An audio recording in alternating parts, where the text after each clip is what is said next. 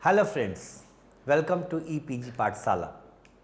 I am Dr. Rajneesh Ranjan, disaster management expert and VP SkyMet Weathers. Today I am going to elaborate a module on disposal of dead bodies and animal carcass management, which comes under the paper disaster management. First of all, let's discuss what could be the learning outcome of this module. While going through this module, you will be able to reflect on dead body and animal carcass management and its significance in post-disaster scenario. You will be able to understand the process of dead body management, to understand the process of animal carcass management and many more. The rationale of this module is that the identification of dead bodies and providing a dignified burial is a crucial part of overall management of disasters. Similarly, animal carcass management is another critical aspect in dealing with the effective disaster management due to medico-legal complications associated with the issue. This module provides you a basic understanding of the dead body and animal carcass management, its necessity and implications. Let's discuss about the management of dead bodies and animal carcass, the basic concepts. The management of dead bodies in post-disaster scenario includes the process of search and recovery, transportation, storage, identification and disposal of dead bodies. In the disposal phase, the identified bodies are handed over to the relatives while the unidentified bodies are buried in consultation with the concerned local authorities and medico-legal experts. The process is also called Human Remains Management (HRM). In a similar manner, animal carcass management is also the process of disposal of dead animals. The process of dead bodies and animal carcass management is essential in case of deaths due to natural or anthropogenic disasters like earthquakes, floods, riots, etc., as well as deaths resulting from infectious disease like Ebola, foot and mouth disease, etc. The agencies involved in the management of dead bodies during the initial stages are local communities and local organizations. Special search and rescue teams and forensic experts take over after the initial phase and take care of the complicated processes involved in dead bodies management.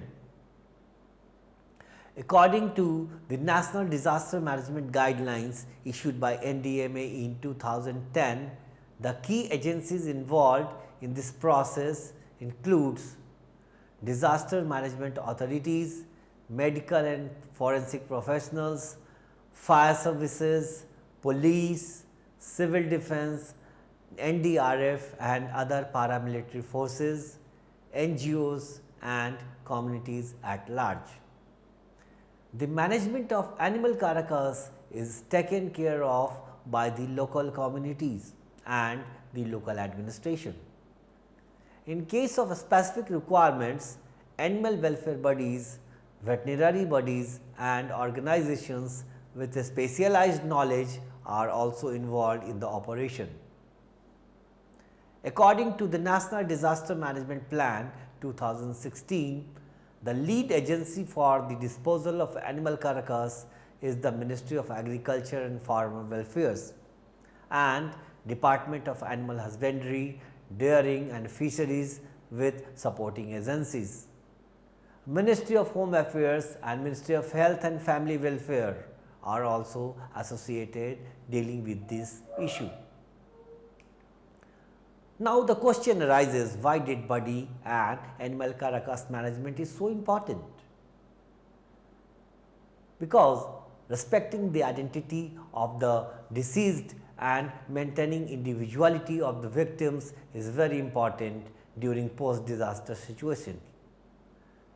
The mismanagement or unethical treatment of dead bodies has a profound and lasting effect on the mental health of survivors and communities also. Poor management of dead bodies deny the relatives of the deceased a chance to grieve, which helps in psychological healing and therefore causes additional stress. A systematic identification has significance in the medico legal context as well as and also assists the family in claiming insurance and inheritance. Dead body management is complex in the functioning as it not only involves the management of bodies remains, but also taking care of the social, cultural and psychological aspects surrounding them. In a large disaster situation, the scenario gets complicated by the number of unwarranted deaths and the destruction of disposal structures. The absence of professional inputs and the lack of proper planning amplifies the issues faced in proper management of dead bodies. In the case of animal carcasses management, medico-legal contexts and biosecurity is also the primary concern. Additionally, dead body and animal carcass management becomes very significant in case of deaths from infectious disease to prevent further spread of the disease to the community or society. When we talk about the existing manuals on the guidelines on the disposal of dead bodies and animal carcass management, the management of dead bodies in disaster situations by Pan American Health Organization PAHO and World Health Organization provide detailed guidelines on this issue. The International Committee of the Red Cross in the manual management of dead bodies after disasters preferred the term dead bodies over human remains to be less ambiguous. It provides a brief list of key tasks which can be photocopied and distributed among volunteers responsible for dead body management. The disaster management guideline issued by the NDMA also deals with the management of the dead in the aftermath of disasters that not only focuses on the human dead bodies but also on the animal carcasses and gives standard operating procedures for identification, implementation, logistics, training, response and recovery. It also focuses on the research, development and financing of the support. There are multiple other such guidelines issued by local authorities and departments. While dealing with the dead body management, a case study is utilized to illustrate the issues faced in dead body management post disasters. The Indian Ocean Tsunami 2004. Following the tsunami in December 2004, massive casualties overwhelmed the concerned authorities for dead body management. In a study carried out in countries like Thailand, Indonesia and Sri Lanka, it was observed that different processes were followed by different countries for dead bodies management. A standard framework of management was lacking.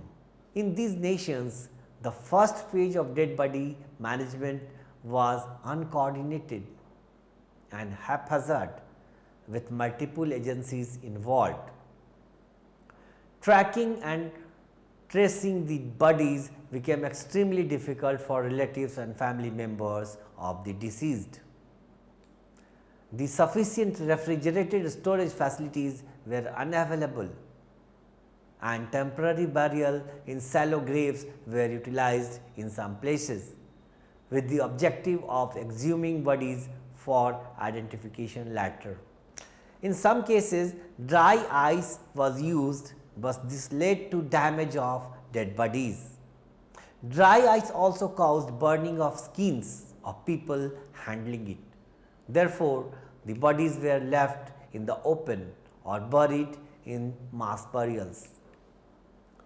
The identification process of victims also varied in different countries. In Indonesia, simple visual identification process was followed in the initial days. As the bodies started decomposing, there were serious concerns with visual identification. The identification process was then facilitated utilizing telephone SIM cards, ID cards and jewelry. In Sri Lanka, the deceased were photographed and fingerprints were collected. But due to lack of funds, many photographs could not be developed. At a hospital in Matara, digital photographs were taken with basic information recorded in the database like sex, height and body characteristics. Following this process, over 87% of the 547 victims handled by the hospital were identified. Separate processes were followed for foreign tourists also who were buried properly. Future exhumation carried out for dead bodies of identified individuals from 18 different nations. Thailand also followed a systematic process. External examination, personal effects, photographs, fingerprints, forensic pathological examination, dental examination and DNA sampling from bone and teeth were collected and examined. 2010 victims were thus identified while over 1800 bodies stayed unidentified. Fast disposal of human remains due to health concerns and religious sentiments, mass burial and unsystematic disposal of dead bodies was observed especially in rural areas where no formal body recovery and remains disposal process was followed. It created severe issues in the identification in later phases. The following key issues were emerged from the above discussions: logistical challenges and lack of available equipments for dead body management, storage of dead bodies in dignified and aesthetic manner, access to and retrieval of bodies, lack of provisions to conduct post-mortem forensic reports to fasten the process of dead body identification and delivering the body to claimants, cultural and religious considerations, legal issues, work related injury or personnel involved in the process were some of the issues. Apart from the above mentioned issues, the following concerns also arise: environmental issues in disposing human remains, issues with the identification of burial, incineration sites including risk of the contamination of water sources, the height of water table or proximity of streams and wells to the burial site is to be considered while selecting locations for mass burial. Let us discuss about the methods and procedures. To address the issues mentioned above, guidelines have been issued by various humanitarian agencies and state disaster management agencies. The common procedures suggested are as follows. According to the NDMA guidelines 2010, community specialized professionals and trained dog squads for the recovery of dead should be used. Large trucks with canopy should also be used to maintain the dignity of the dead during transportation. The dead body should be kept in body bags, and if that are not available, then plastic sheets, shrouds, bed sheets and other locally available materials should be used. Each part of the body of the dead should be treated separately. The body recovery workers should work in two groups. First group to take the body to the place where they are being gathered, and the second team works in identifying the bodies. Location where the body was found must be noted as it could help in the identification of the dead body. The belongings of the person should not be separated from the person only except during its identification. Body bags, stretchers and trucks should be used for disposing of the dead bodies. Ambulances should not be used as it helps in carrying the living persons. Specially designed refrigerators are best suited for temporary storage of dead bodies. Without cold storage, decomposition advances quickly. During hot weather condition, the body should be stored for a maximum of 12 to 48 hours. When a storage facility is used, the body should be stored separately or wrapped in a separate sheet and labeled properly for identification. The identification of the body should be done in such a manner that the identification mark cannot be erased. The body should be kept in refrigerator between 2 degrees to 4 degrees Celsius. Big refrigerators which are being used by the ships can be used to store dead bodies of up to 50 persons. Without cold storage, the decomposition advances quickly, and moreover, during hot weather, the body should be stored within 12 to 48 hours. Whichever storage facility is used, the body should be stored separately or wrapped in a separate sheet and label the body properly for identification. The identification of the body should be done properly in such a manner that the identification mark cannot be erased. The body should be kept in refrigerator between 2 degrees to 4 degrees Celsius. The big refrigerators which are being used by the ships can be used to store dead bodies of up to 50 persons. Dry ice can be used, but it should be handled with care. Ice should be avoided. In the absence of refrigerated storage, trench graves can be used. Bodies which are kept underneath the earth's surface remain cool as the temperature beneath the surface remains cooler than the earth's surface. The body should be buried at a depth of 1.5 meter and at least 2 meter away from the water sources. The body should be laid in one layer only, and 0.4 meter space should be maintained between each dead body. The positions of bodies should be marked at the ground level.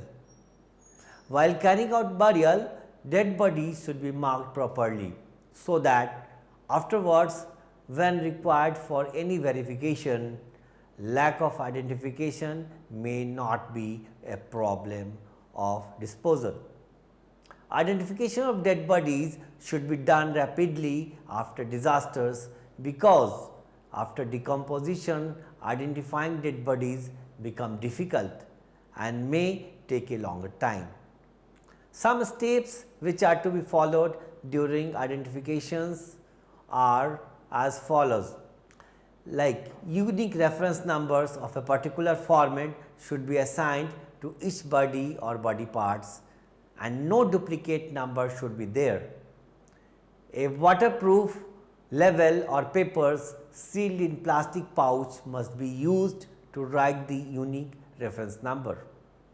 It should be attached to the body or body parts, and another waterproof label with the unique reference number should also be attached to the container of the body.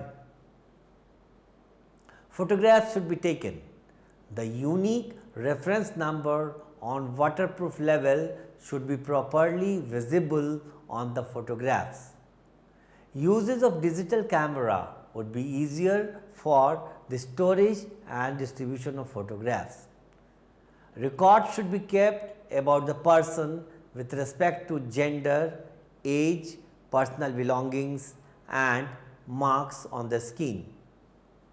The personal belongings of the person should be kept secure with reference to the unique identification number that has been labeled, and cloths should be left on the body.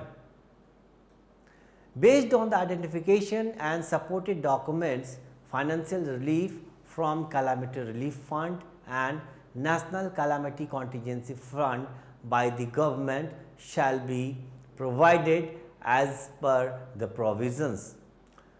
There are long-term disposal of dead bodies.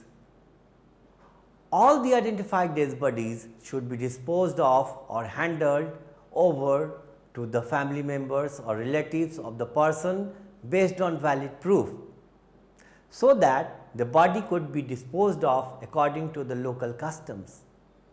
The dead bodies which could not be identified may be stored for a longer period of time. Burial is the best way for long-term storage of dead bodies. The site of the burial should be located in suitable place based on the type of soil, water level, etc. The burial site should be acceptable by the community living there and close enough for the community to visit.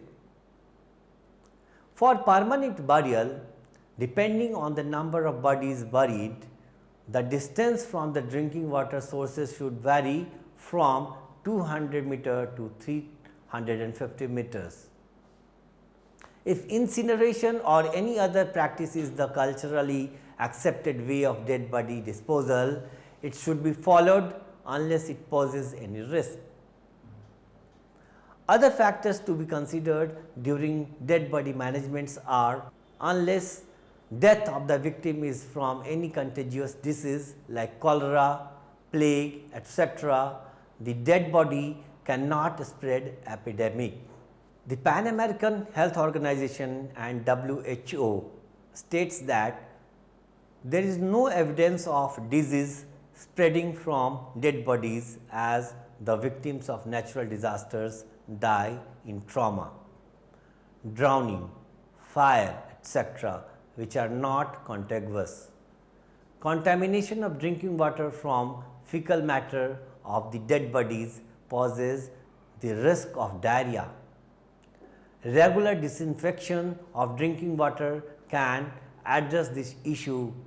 Diseases like diarrhea, hepatitis B and C and TB etc. may last for up to 2 days inside the body or victim.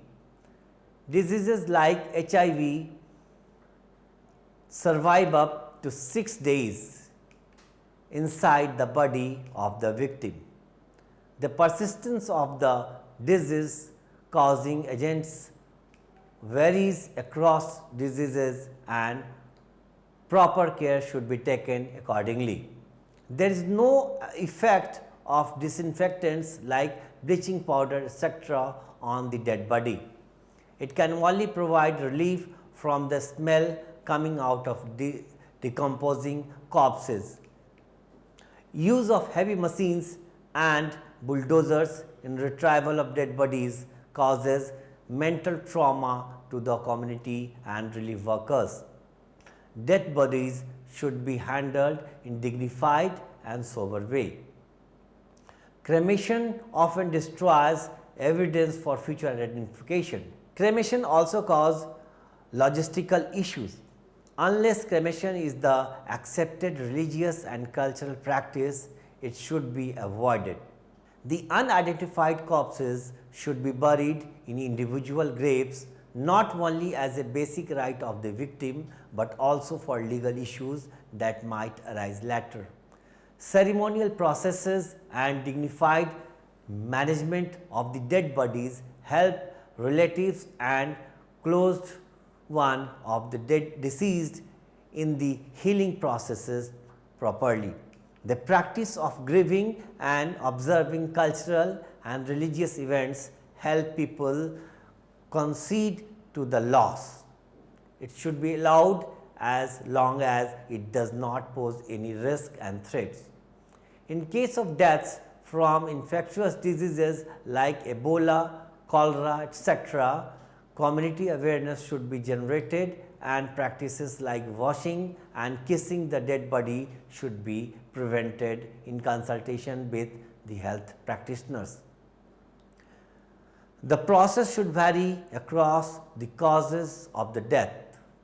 Recommendations for managing dead bodies after natural disasters. Coordination is one of the pivotal aspects and is needed at several levels.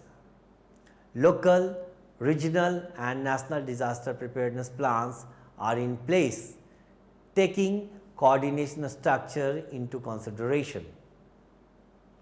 The ICRC guidelines suggest to nominate an individual as regional or national coordinator and authorize him to manage the dead bodies properly. Establish coordination group to communicate with public and media to help with legal issues, technical and logistical support and issuance of death certificates and liaison with different administrative bodies. Danger to body handlers. Individuals who are handling dead bodies are exposed to some risks when they come in contact with blood and feces of the dead person, dying out of hepatitis B and C, HIV, tuberculosis and diarrheal disease. Dead body recovery teams working in a hazardous environment are at the risk of tetanus and injury. A strict adherence to the guidelines should be ensured in chemical, biological, radiological and nuclear disasters. Precautions that should be taken by body handlers. The teams working in dead body management should follow basic hygiene, wear gloves and boots, wash their hands with soap after carrying dead bodies and before eating, avoid wiping their face or mouth with their hands and disinfect equipments and vehicles after the process is over.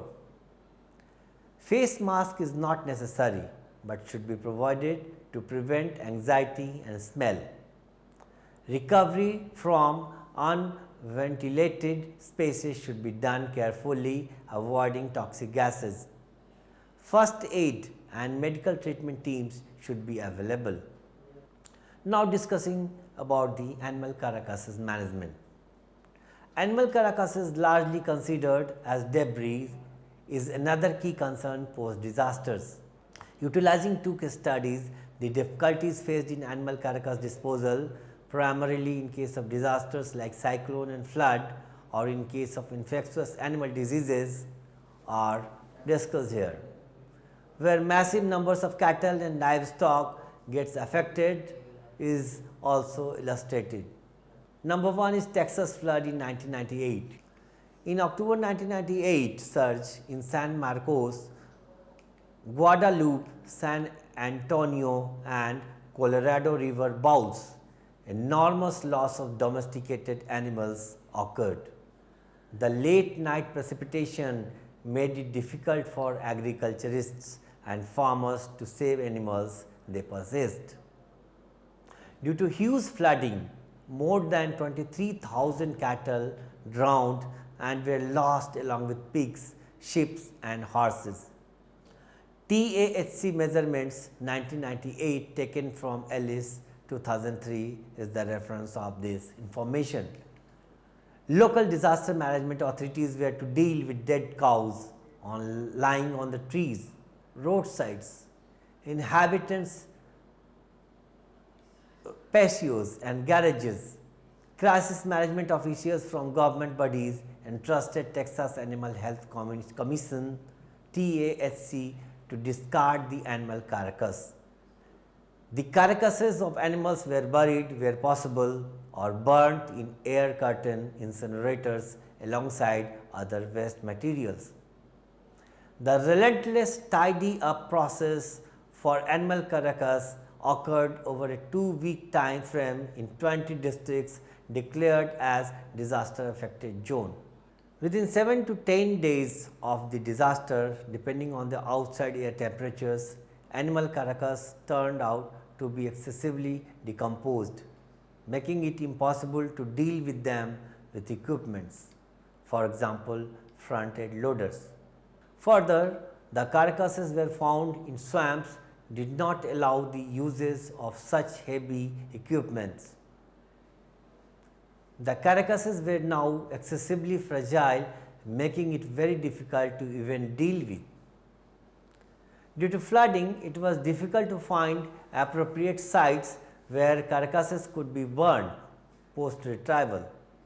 The authorities faced a massive task in the process of corpse cleanup. The lack of guidelines and pre-existing coordination between TAHC and crisis management officials made the situation worse. Second example is of Taiwan foot and mouth disease in 1997.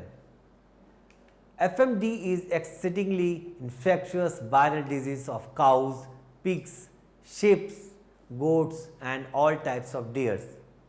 Multiple nations have an arrangement of quick butcher of all affected and in contact creatures with serious limitations on the movement of creatures.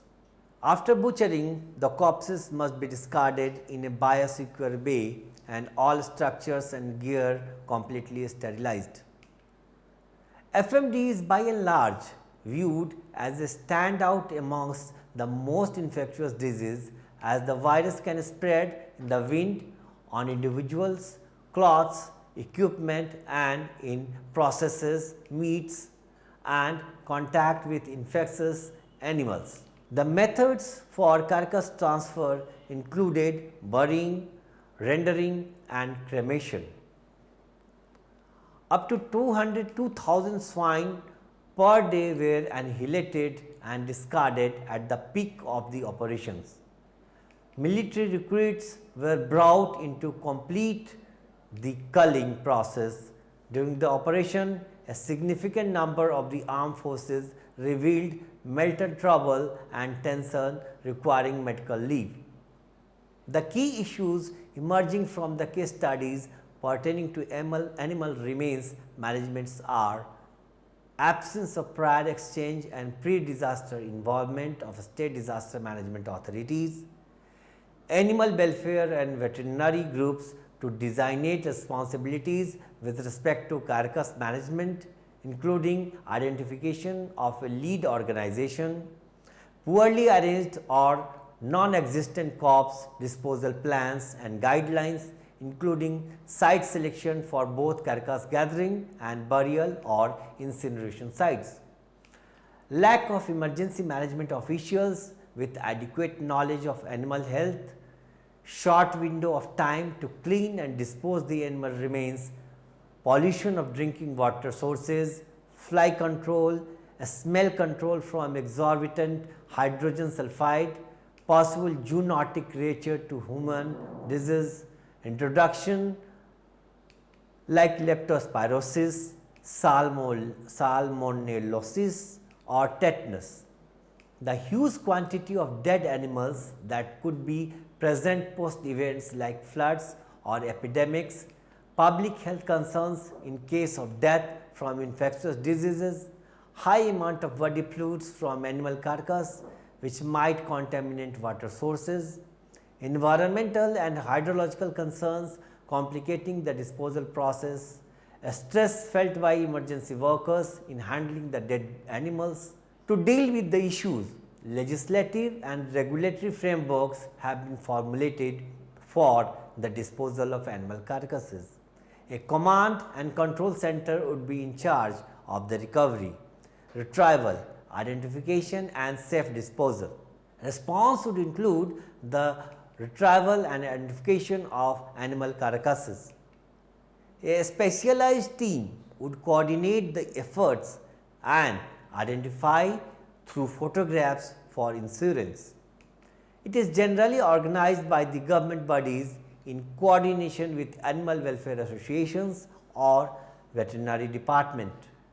Animal carcass is disposed of through multiple methods, but primarily three methods are in practice. Burial, preferred mode of animal carcass disposal in case of infectious disease. It is generally cheap, environmentally cleaner, quick and easy to organize. There are two methods, one is open pit disposal and closed pit disposal, with the latter more preferred as it prevents scavenger intrusions and assists in absorption of smell and fluids coming out of carcasses. Second is incineration. The incineration, if carried out properly, can produce solid waste byproduct which is essentially free of pathogens. Incineration is easy for animals like hogs which have high fat contents, but not preferred for birds with low fat contents and feathers that are hard to burn. There are three methods used in the incineration process. Example, open air methods, biological incineration and controlled burning. Open air burning is the most commonly used method, but it has senior environmental concern. Biological incineration is suitable for low quantity carcass burning. Controlled burning through air curtain incinerators are preferred as they are portable, environmental friendly and can burn large quantities in short time, but they are expensive and not available everywhere. The last one is composting. Composting is defined as the controlled decomposition of organic materials. Compost is considered to be one of the more environmentally friendly forms of carcass disposal because it is in effect a form of recycling. Its initial cost is minimal and the end product can be utilized as fertilizer or soil additive. But its limitation is the long process and it requires monitoring. The other processes are rendering, alkaline hydrolysis, fermentation, deposit in ocean, mounding, etc. The method of carcass disposal shall depend on the type of animal and the cause of death. Logistical considerations should also be taken care of. The final concerns before choosing the disposal site or type of disposal depends on the infectious agents involved, nature and amount of disposable materials, the hydrology, the typology, considerations, fuel availability, site accessibility and discretion of authorities are some of the factors.